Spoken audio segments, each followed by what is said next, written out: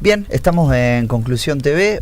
Vamos a una nueva entrevista. Vamos a hablar en momentos de álgidos, digamos, y de tensión económica, una vez más, y sobre todo también monetaria y cambiaria. Estamos junto al economista Alejandro Barrios, que es también docente en la UBA, enseña economía en la UBA, es el director de la Comisión Nacional de Comercio Exterior. Bueno, Alejandro, para arrancar ya con lo que está sucediendo por estos días, una nueva escalada del dólar. Es una corrida como la que sucedió hace algunas semanas, tiene que ver con el acuerdo del FMI, que aparentemente era para traer tranquilidad, al menos así se lo presentó. ¿A qué se debe este nuevo escenario cambiario a través de tensión, de escalada del dólar? Hay un problema de Argentina histórico que se ha visto agravado en el 2016 y en el 2017, que tiene que ver con que Argentina tiene restricción en cuanto al acceso del dólar.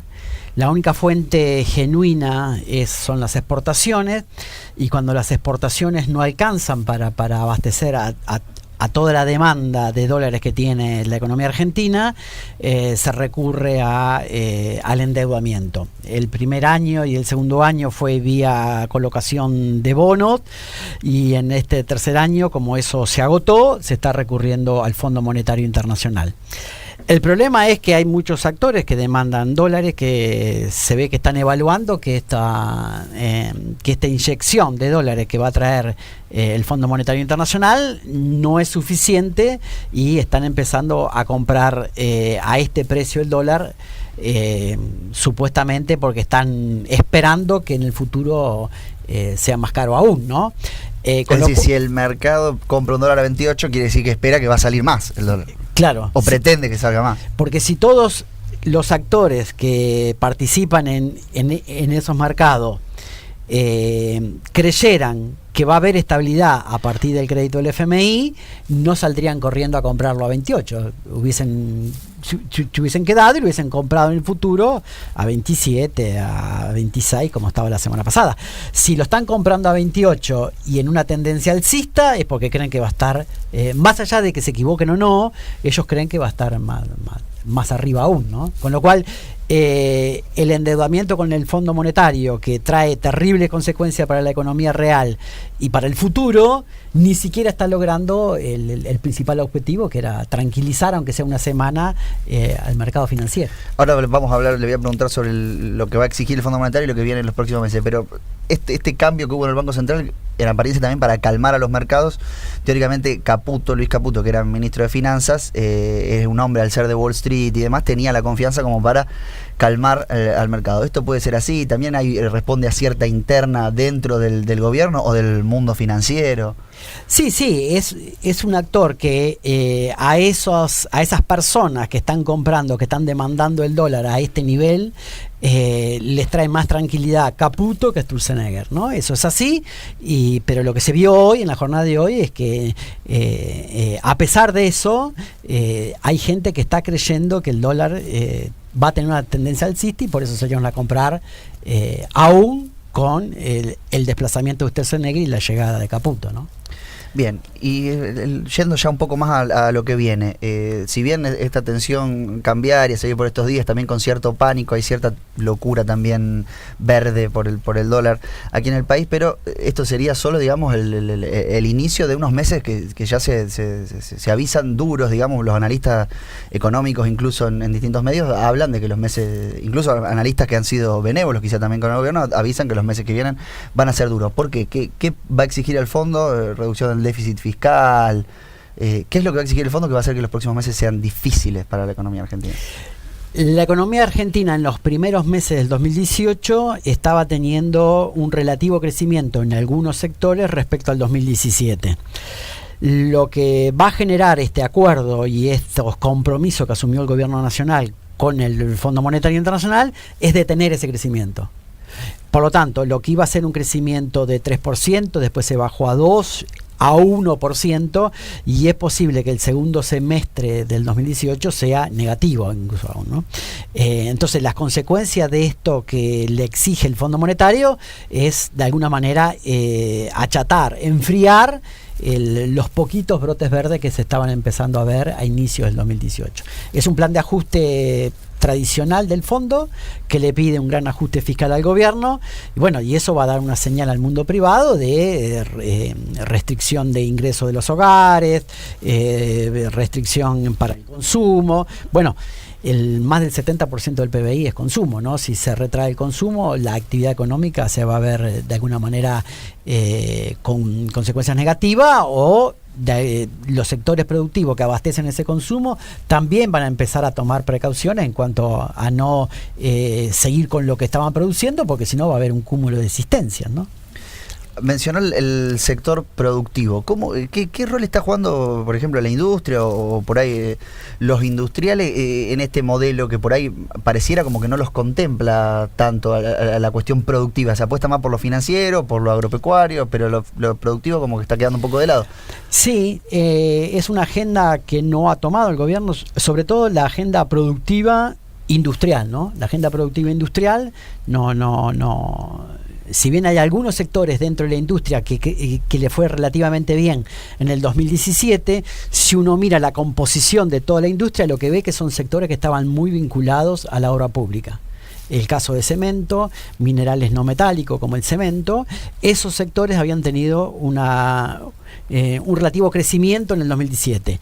Lo que pasa es que estos compromisos con el Fondo Monetario Internacional obligan a que la obra pública se pare en lo que queda del 2018 y que en el 2019 siga bajando la obra pública. La obra pública en lo que se comprometió el gobierno nacional respecto al 2017 va a bajar casi un 80%, ¿no? Entonces, todos esos sectores que son proveedores de la obra pública, acero, aluminio, cemento, que le venía yendo bien en el 2017 porque sí hubo obra pública, los pocos sectores que le estaba yendo bien le va a ir mal.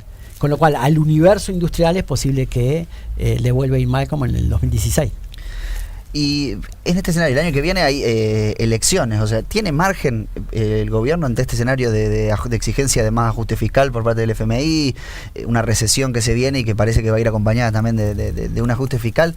En un año eleccionario como que se suele calentar un poquito la economía para que, qué sé yo, suban los salarios, haya más consumo, también teniendo en cuenta este factor electoral. ¿El gobierno tiene margen para hacer eso? Según lo que se comprometió, no puede hacer política fiscal. Y a partir de lo que se comprometió con el FMI tampoco va a poder hacer política monetaria, con lo cual va a ser un escenario electoral, como vos decís, pero en un panorama económico de estancamiento, ¿no? No sé si de recesión profunda, esperemos que no, pero sí de estancamiento económico. Y supongamos para el gobierno venidero, ¿no? Que ya va a estar también limitado por el nivel de endeudamiento, por el pago de intereses y por este escenario que se plantea el gobierno, o si el gobierno mañana quisiera por ahí cambiar su rumbo y tratar de salir de ese atolladero. ¿Cómo se podría salir? ¿Cuál sería el camino para revertir por ahí esta situación? La restricción de dólares tiene posibilidades de aliviarse conteniendo las cantidades de dólares o el precio de ese dólar, ¿no? Si es vía las cantidades de dólares, tendría este gobierno que tomar medidas de restricción de acceso y revertir todas las políticas públicas que tomó en el 2016 y en el 2017, que estimuló la compra de dólares. Le sacó el límite, se puede comprar dólares en cualquier banco, hizo un montón de políticas públicas para estimular la demanda en el mismo contexto donde no estaba aumentando la oferta o donde la oferta tenía pocas probabilidades de aumentarse en el 2018. Entonces, o baja la cantidad de demanda, no creo que este gobierno se proponga eso y contradiga lo que dijo en el 2016 y en el 2017, o le cambia el precio brutalmente al dólar para que las familias que ahorran el peso tengan pocas posibilidades de comprarlo. Ahora, si hace esto último, la segunda, que es una hiperdevaluación, todo eso, la devaluación en Argentina se traslada sí o sí a los alimentos de los argentinos, ¿no? Entonces, una hiperdevaluación para que de alguna manera achicar la demanda de dólares, lo que va a traer es un crecimiento exponencial de los precios de los alimentos para los argentinos.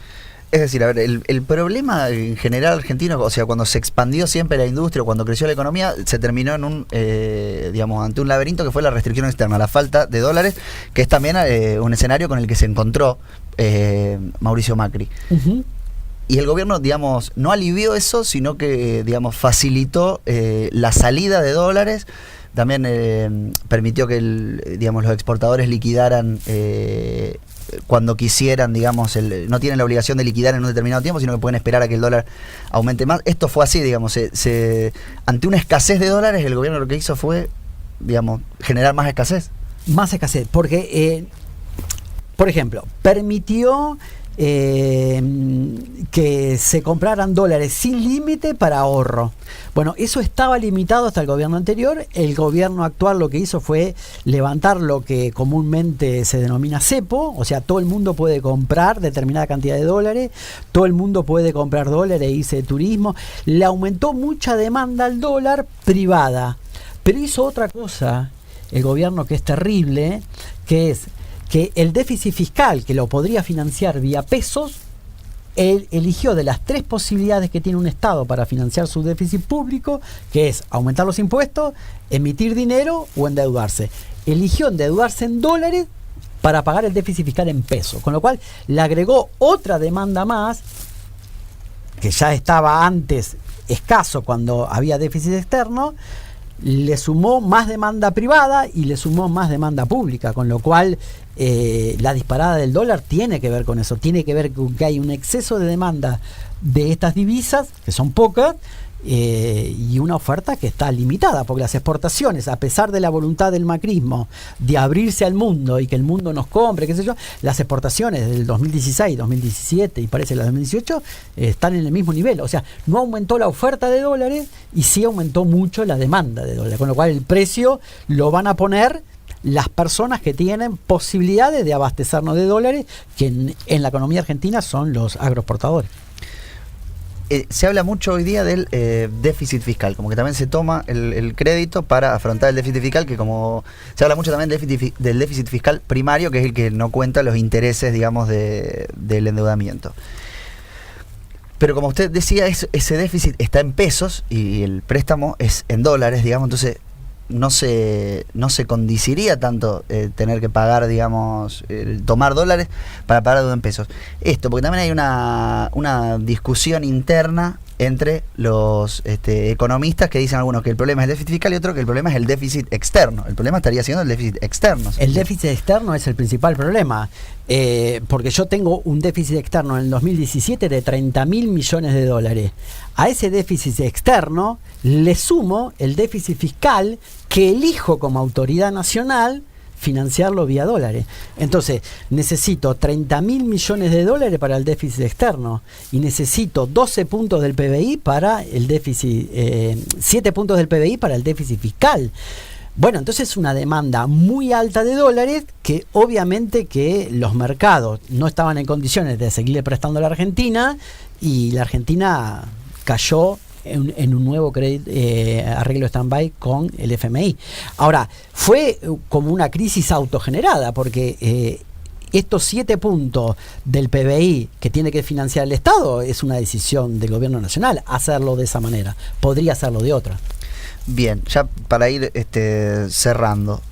Hay también muchos escépticos dicen, cuando alguien dice que se han equivocado en el manejo, por ejemplo, de la corrida cambiaria del Banco Central, como que se han equivocado en las decisiones desde los ministerios, dicen mala praxis, y otros dicen no es mala praxis, son ladrones o corruptos o demás. ¿Es mala praxis? ¿Es corrupción? No voy a entrar en el tema corrupción, de eso se tendría que encargar la justicia, ¿no? Nosotros tenemos un poder judicial que se encargue la justicia de decir eso. A mí me parece que es mala praxis, ¿no? Yo heredo en el 2015 un déficit externo manejable, pero heredo un déficit externo. También heredo junto con eso una situación de desendeudamiento, con lo cual voy a poder cubrir ese déficit externo. El problema es que yo a ese déficit externo que heredé en el 2015 lo dupliqué, lo agrandé, y no solo el déficit externo, sino que estoy estimulando que haya una demanda interna de dólares para el ahorro.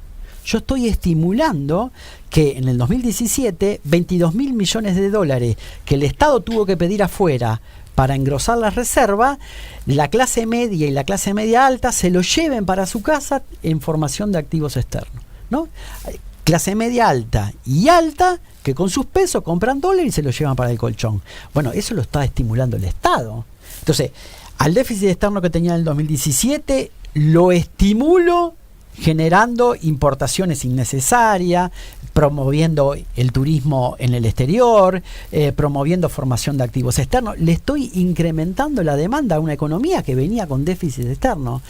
Bueno, o bien yo tenía pensado que a mí me iban a financiar mucho tiempo los bonistas, o bien es una mala praxis. Y yo me quiero quedar con la última hipótesis, que es un equipo económico que, lejos de ser el mejor equipo de los últimos 50 años, parece estar demostrando que es el peor equipo de los últimos 50 años. Bien, le hago las dos últimas que tienen que ver con la economía, pero también con otro factor que usted tiende y analiza, que es la política. ¿Cuál es la situación del empleo, no solo en la actual coyuntura, sino también teniendo en cuenta por ahí el futuro? Digamos que el empleo es un tema de discusión hoy en todo el mundo, digamos, la generación de empleo, porque se pierden empleos básicamente. Es un problema grave, porque el capitalismo, después de mediados de los 70, entró en una etapa donde destruye mucho empleo y genera poco empleo. Por eso es tan importante cuidar los empleos, ¿no? En Argentina ingresan anualmente al mercado de trabajo 200.000 pibes. Entonces nosotros tenemos que cuidar todos los empleos que tenemos en el 2017, más 200.000 para el 2018, generar nuevos puestos de trabajo, además de cuidar esto. Lo que estamos haciendo desde el 2016 y 2017 es que ni siquiera estamos cuidando los empleos que tenemos, ¿no? Los estamos exponiendo a los precios chinos y los estamos exponiendo a la productividad alemana. O sea, puede entrar cualquier mercadería a la Argentina y destruir empleo industrial. Es un problema que en un contexto mundial donde todas las economías están tratando de cuidar sus empleos, Argentina esté de alguna manera poniendo en riesgo los empleos industriales. Es una pena porque el principal dador de ingresos de la mayoría de los hogares argentinos es que papá y mamá sean trabajadores. Y bueno, estamos condenando a que papá y mamá vuelvan a estar deslegitimados dentro del seno familiar, porque papá y mamá no van a poder ser proveedores de ingresos que compren los satisfactores que ese hogar necesita, ¿no? Es una pena porque en nuestro país el empleo no solo da ingresos a papá y a mamá, sino que a papá y a mamá también le da dignidad, le da derechos, ¿no? La historia de nuestro pueblo hace que un trabajador, cuando ingresa a trabajar en una fábrica, ingresa con una determinada cantidad de derechos, obra social, vacaciones, ¿no? Y también le da determinada identidad a ese trabajador, ¿no? Cuando el nene va a la escuela, el nene dice papá tornero, papá carpintero, papá esto, papá. Papá sin empleo es papá sin identidad, ¿no? Entonces es un problema grave, es una lástima que este gobierno esté poniendo en riesgo tantas cosas horribles para los hogares argentinos, como es la pérdida de ingresos y aparte la pérdida de los puestos de trabajo. Bien, y para cerrar lo local, acá en Santa Fe, bueno, también tiene que ver, hay mucho empleo y también diverso, porque tenemos un cordón industrial muy importante, también hay mucha actividad sojera y agropecuaria, también hay muchas pymes, acá en Rosario, también en el sector de servicios, hay mucho empleo en Santa Fe. ¿Cómo ve también desde su análisis político el panorama electoral por ahí que se va formando para el año que viene? Con un socialismo que ya sin reforma no sé si también está tan al corriente, pero el socialismo pareciera que el ex gobernador Bonfatti es el candidato potable porque el Lifchit no va a conseguir la reforma constitucional, Omar Perotti que vuelve a intentar por el peronismo, también está el PRO creciendo, hay una disputa también con los radicales, en el radicalismo de Santa Fe con José Corral. ¿Qué opina de ese panorama? Por ahí también la visión de una persona externa a la provincia por ahí siempre viene bien. Yo visito seguido Rosario y he ido a Rafaela muchas veces y a otras localidades. Yo lo que veo que esta es como una oportunidad que no había visto antes, ¿no? Esta es una oportunidad para Omar Perotti. A mí me parece que Omar Perotti está juntando una serie de subjetividades que antes del 2015 estaban más dispersas. Y a mí me parece, por lo que yo he podido ver desde afuera y por algunas charlas que he tenido con él, que hay una voluntad de armar equipo, de armar programas. Yo creo que hay una oportunidad de que el peronismo vuelva a recuperar la provincia de Santa Fe, y me parece que Perotti es la figura que va a poder juntar esas cosas dispersas que estuvo hasta el 2015. Yo pienso que es una buena oportunidad para que el espacio nacional, digamos, recupere Santa Fe. Bien, bueno, muchas gracias, Alejandro. En otra oportunidad seguiremos charlando. Bueno, gracias. Bueno, hasta la próxima en Conclusión TV.